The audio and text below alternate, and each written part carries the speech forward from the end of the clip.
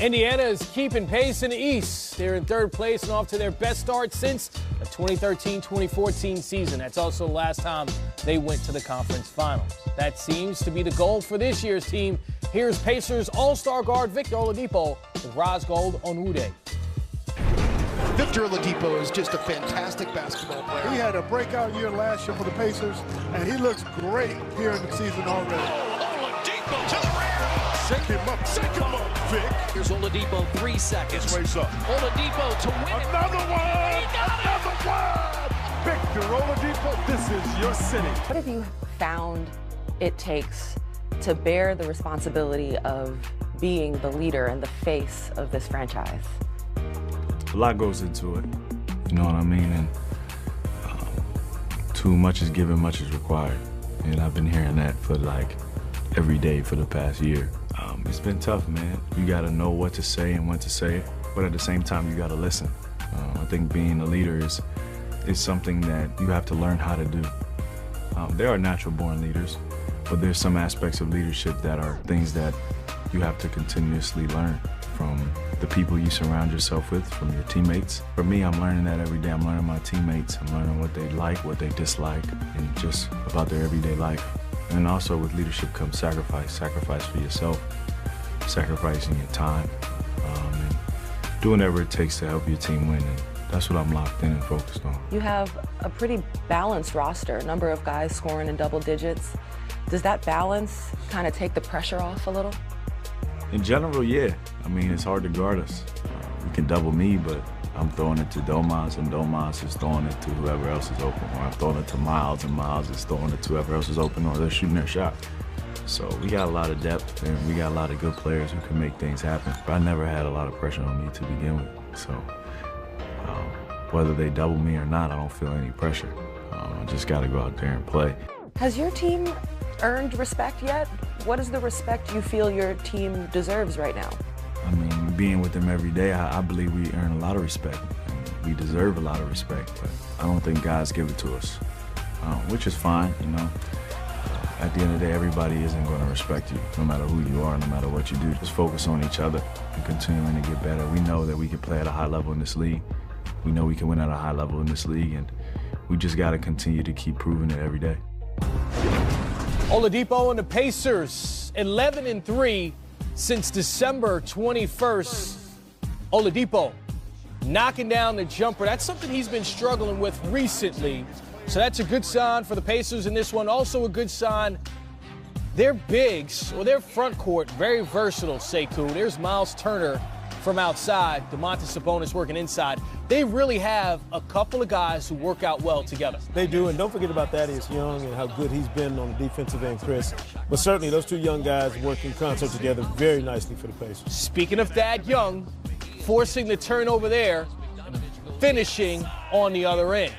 Another part of that good front court there in Indiana. They're ahead by 17 at the break. Then Kemba Walker gets it going in the third quarter. 23 points, 7 assists. The problem was 16 Hornets turnovers are.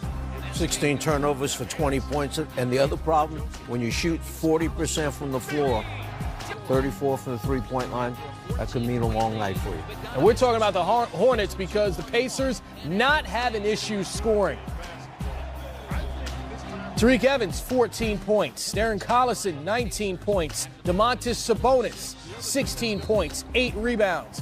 Victor Oladipo leading the charge as well. 52% from the three-point line for the Pacers. Woo, they're shooting it. And when you got it going, you got it going. Oladipo, like, hey. Yeah, and that's a team, Chris, Zara, I'm telling you, if there's a way to upset the order of things in the Eastern Conference, that's the team that's going to do it. The Indiana Pacers crashing that top four party and potentially crashing the playoffs once we get there in the Eastern Conference. You heard Sekou say it. Here's Victor Oladipo talking about the victory. All-Star game coming up. Let's take a look at fan voting so far.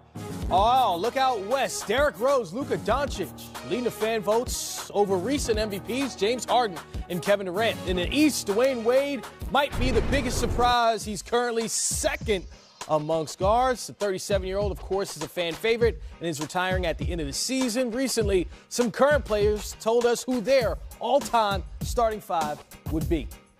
You want to start a fun debate?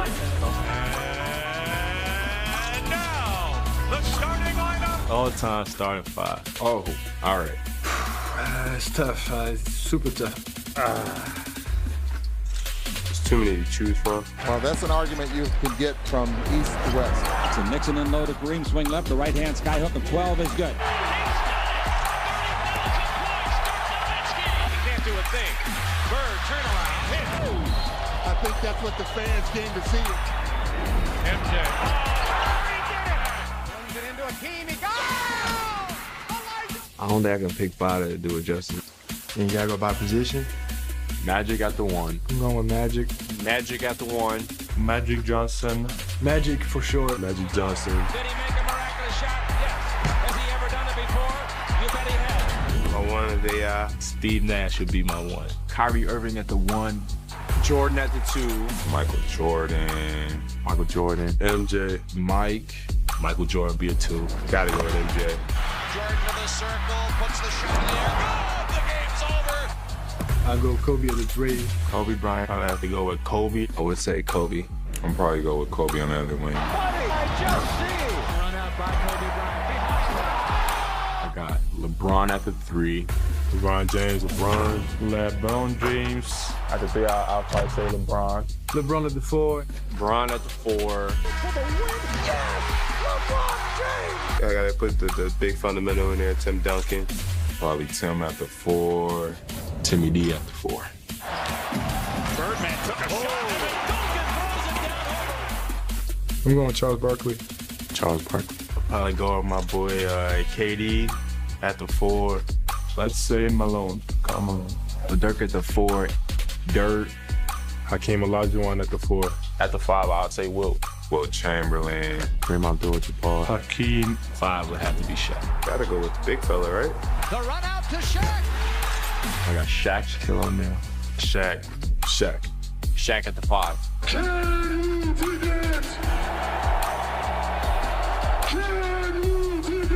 And the debate will continue. That's a list I gotta really think about. I can say start 6. The starting 6 sounds like a that. really interesting idea because all-time starting 5 is different than the top 5 discussion, right? Because you're factoring position and fit and just guys you want to pick. So Sekou will allow you to go first. Well, I agree with a lot of those guys. I don't think you can start a team in this league or in this game without Magic Johnson at point guard. To me, that's just a no-brainer. Michael Jordan, the GOAT, as my 2 guard. Or if we're going to play positionless, why don't you give me KD and LeBron at the forward spots and then give me the guy who I think cradle to the grave, coach, the greatest player in the history of the game, Kareem Abdul-Jabbar, holding down the middle. Well, I like a lot of the people on your team. I would hope so. I think they probably could have a decent game against our team. Okay, because So who you got to beat this team then? well, let me explain something to you. Everybody's thinking about small ball and shooting threes. I'm going the other direction.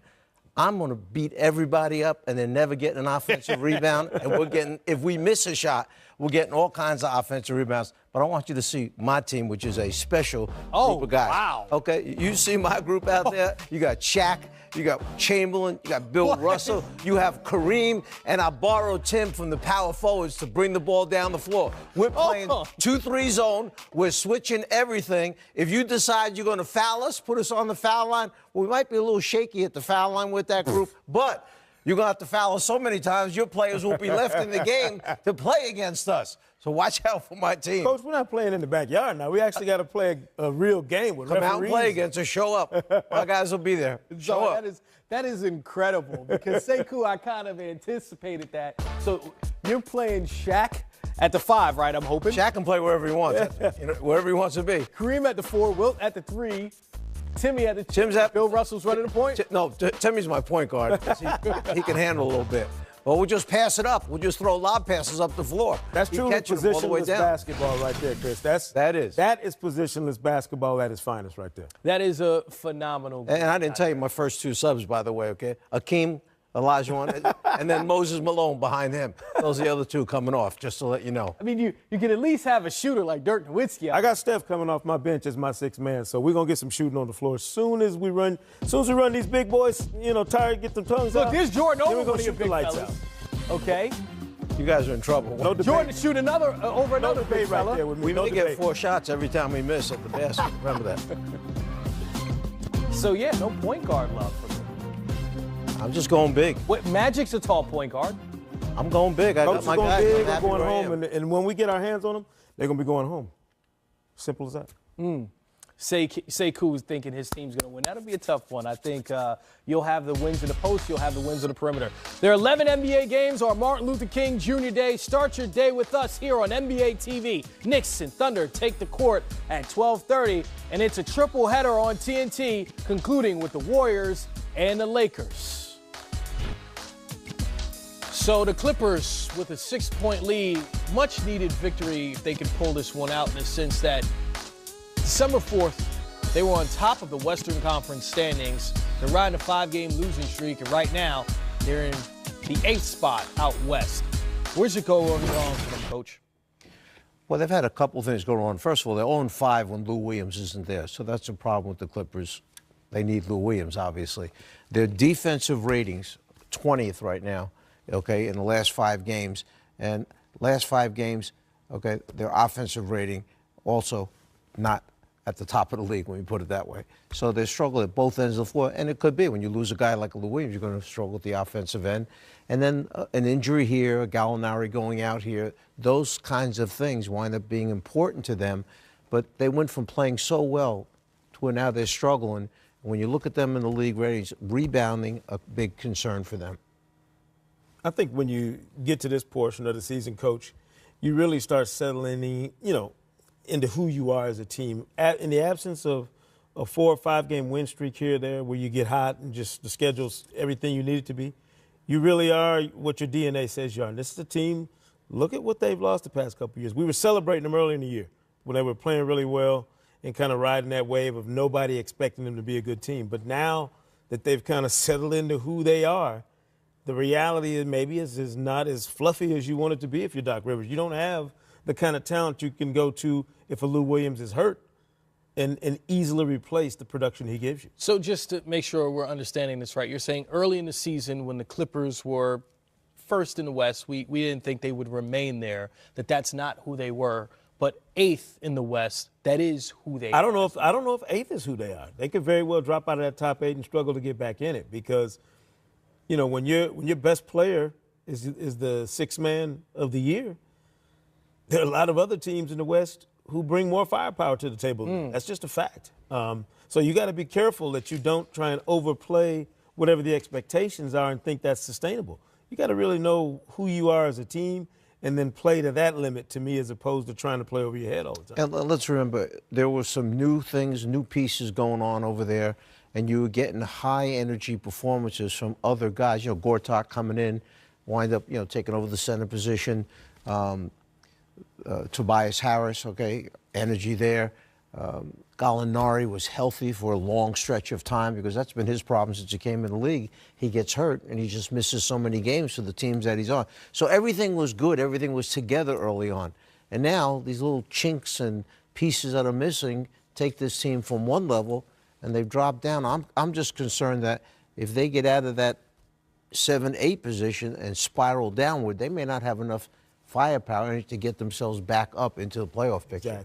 Exactly. And when we look on the flip side of that, the San Antonio Spurs in early December, we were looking at them as a team out of the playoff picture. Currently, they're 6th, but they've really found their rhythm. DeMar DeRozan sat out last game, Friday night, and they still won. And they seem to be able to weather the storm. But again, they need LaMarcus Aldridge to score 20 or more. I think they're 21-5 now when he does that. So is that really just the key with that team, is making sure LaMarcus scores 20 and everything is right in the world? Well, I mean, I think it's always that simple when you look at the numbers, just the raw numbers.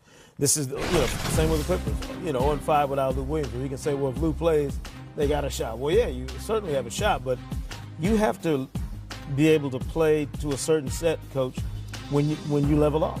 When you get to that point in the season, 45, 50 games in, where it becomes very obvious to everybody else in the league who you are and how to defend you, how to scheme for you, how to prepare for you, you have to find a way to play to a certain level if you're that team because everybody else has figured you out. So what can you bring different? What wrinkles can you bring when you see a team for the 2nd or 3rd time in a season to give you an advantage? I think they're an interesting team from the standpoint that L.A. has to be a constant for him. Okay, he's got to play at the level he's capable of playing at. When you look at the rest of the players, remember, they had horrific injuries to the backcourt to start out the season. And then Tony Parker goes away, okay, to another team. And a new guy comes in, DeMar DeRozan, who Pop's got to figure out. He's got to figure Pop out, how they work that out together. But it's been these other guys. I think Rudy Gay is a key piece to this team's success. Then Bellinelli comes back. So important. Bellinelli, one night he's good, next night not so good. Third night, he's no good. And then he goes back to being good again. Patty Mills making shots. Forbes making shots. All these little things are happening at different times, and they're stepping up to give San Antonio probably more wins than a lot of people would have thought they'd have. And a team that's certainly spreading the wealth out east.